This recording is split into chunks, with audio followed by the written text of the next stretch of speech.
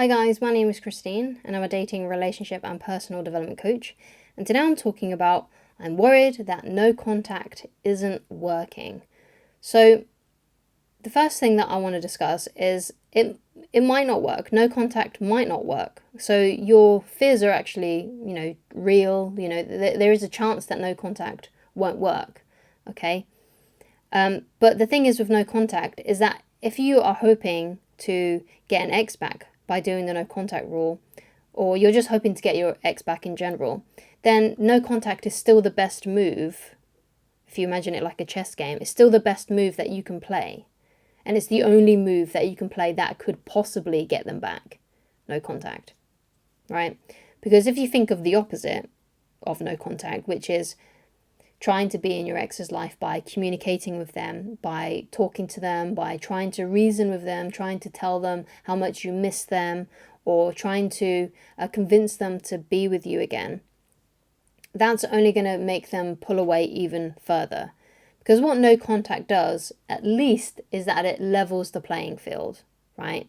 So, and what I mean by that is if someone breaks up with you, right, and you then start begging and pleading, it makes them seem like the superior one because you're the one that's chasing them, right? They are the sought after gift. They are the thing that is scarce and you really need them. So therefore they become sort of like higher in the dynamic between you two, right? Because they're the one that seems more attractive because they're the one that's being chased. But if you go into no contact and you don't chase them at all, and you're not doing anything to try and fight for the relationship, it then puts them back to your level at least, right? Or it makes you appear more attractive because you're displaying that inner strength, right? And you're not chasing them at all. And they're like, what?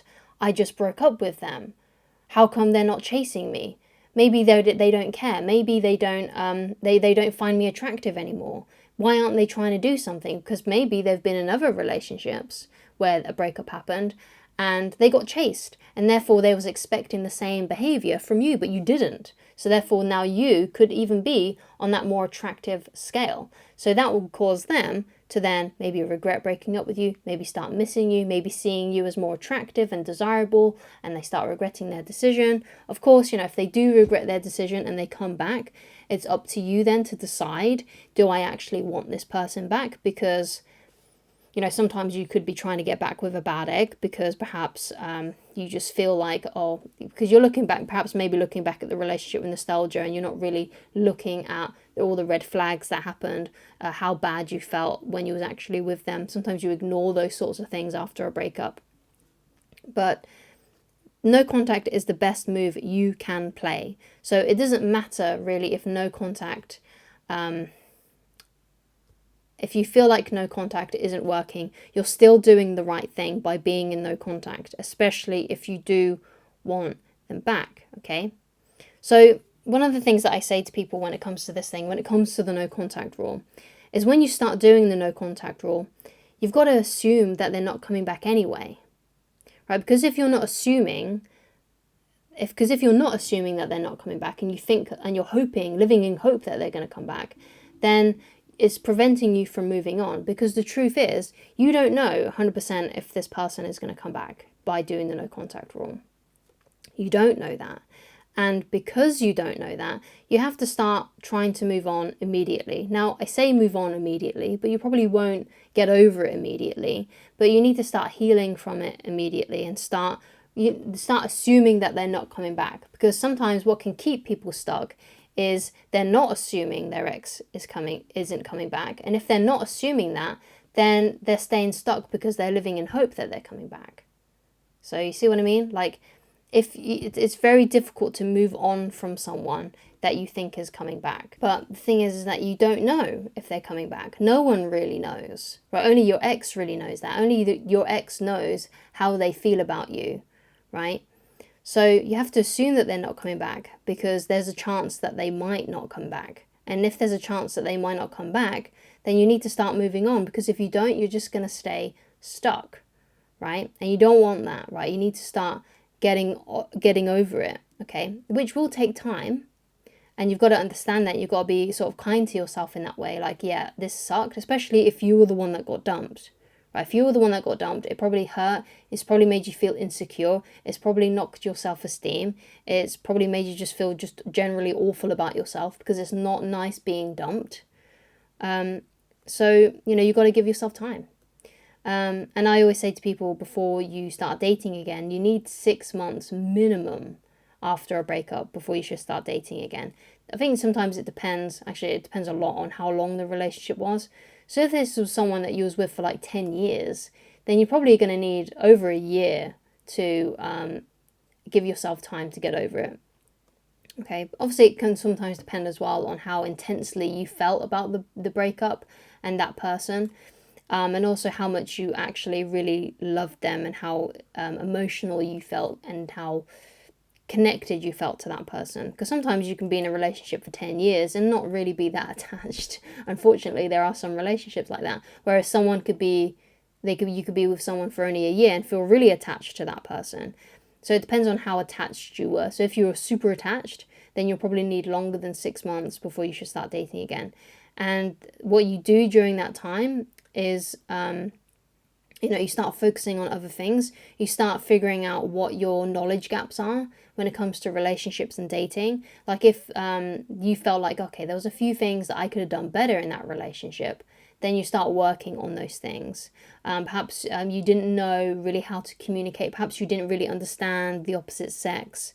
You didn't really understand how a man's mind works or a woman's mind works. So you started because what happens with those kinds of relationships, people that don't understand, men and women that don't understand each other, that are in a relationship, what tends to happen is women try to communicate in a way with men, the man that they're with, in a way that they would want to be communicated with. And the same goes for men. Like men communicate in a way of a woman that they would like to be communicated with, right? And that's usually what kind of causes a lot of issues, because men and women communicate in different ways, and our brains are just wired differently from each other's. So if you got a book like Men Are From Mars and Women Are From Venus, that will really teach you those kinds of different styles. So when you do go into a new relationship, you actually understand how the opposite sex brains works. And when you understand that, then you're likely to be able to communicate with them in a way that makes them feel really good. And you can also tell them the way that you like to be communicated with, so that, you never have that issue. Because most relationships, I believe, end because there's like a huge mismatch in the way that they communicate with each other, and they don't know how to communicate with each other. And there's a couple of reasons why that could be. Like perhaps they had parents that always bickered and argued, and you never really learned from your mother or your father how to communicate with the opposite sex or something like that. So there's a lot of different things that could contribute as to why you don't understand, men or women or whoever it is that you're into. But if you get a book like that, like Men Are From Mars and Women Are From Venus, you can start understanding that. Another book as well is No More Mr. Nice Guy. That's a good one for men, but I think that's Robert Glover who made that one. When it comes to dating, Mark Manson's book Models and Corey Wayne's book 3% Man can really help with that kind of thing as well. Just just fill in your knowledge gaps. Figure out what you're not good at, right? Do you suck at dating? If you suck at dating, fine. Get yourself a book like Models by Mark Manson or 3% Man by Corey Wayne. Read what's inside those books, apply it, get better. If you're rubbish at relationships, Men Are From Mars, Women Are From Venus, No More Mr. Nice Guy, those books are really good, okay?